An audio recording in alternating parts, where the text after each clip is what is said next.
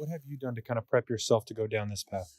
Well, I think that that's a question best answered in relation to the type of person that is pursuing the spiritual path, meaning that, as some of you may know, there's four different types of paths in yoga, and they are designed to facilitate or to cater to the natural aptitudes or natural characteristics of the individual seeking. So, in other words, there's something like bhakti, in which is more of a feeling based path, like where you see God everywhere, you feel God in everything, you do a lot of charity, you focus your deeds more on karma. And that's not to say you don't do that in the other paths of yogas, but like that, for example, you would focus more on the devotional path and the path of feeling everything, feeling God in everything, seeing God in everything. My personal journey, because I'm definitely much more cerebral and intellectual, than I did more of like the studying of scriptures, a lot of studying of scriptures, and then of course something in between trial and error and intuition.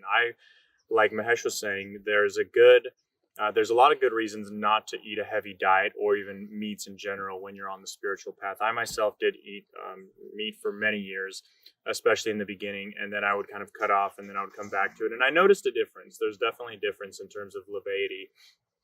And when it comes to the spiritual, then you definitely feel a little bit more lighter and like you have spiritual fire and gusto when you don't eat meat. I've noticed that because, again, I've been on both sides of that coin.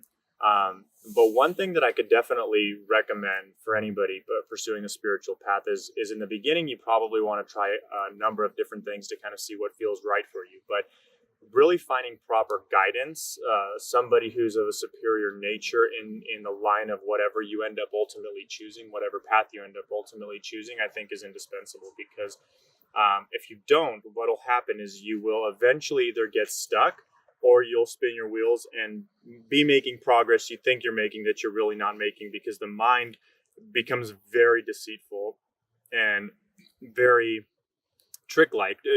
Just the trickery of the mind can make you believe that you're making certain spiritual progress, which is really just egotistical in nature, and it's not spiritual at all. And the reason I know that is because I've been a victim of that, of my own mind's trickeries, especially when it came to spiritual progress or so-called spiritual progress. That's not to say I didn't make a lot, because I've made a tremendous amount of spiritual progress throughout the nearly 2 decades I've been on this path. But there is that, and really only a spiritual superior can usually pick that up, whether you're actually making true progress or it's just your mind or your ego thinking that you're doing something that's really not. So for me, all of this is true what Mahesh was saying. Diet's important, like-minded people is important, scripture is big time important, even listening to certain types of music. I think even meat, it seems like in the beginning predominantly, it seems like diet is definitely very conducive to spiritual growth. But for me, the biggie was just having proper guidance, especially towards as the journey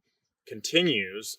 That seems to be more and more important, is having proper guidance, just in case you do get stuck, or you're not stuck really spinning your wheels in delusion, thinking you're making progress when you're really not. Because I've been a victim of that. So I would say that one, having a spiritual superior, is a big one.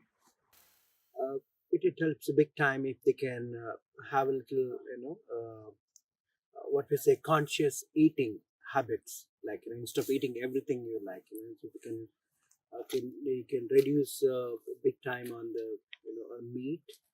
Okay, but vegetarian food is preferably far better for the practice. Okay, but again, it's not a no for the meat. But as you continue the practice, you will get to know on the way, like you cannot get along. Because I know many people, let's say, who got into this meditation and the breath work. After a certain time, they couldn't eat meat like that. Just your body start rejecting it. So that way, like food habit is one of the main important thing.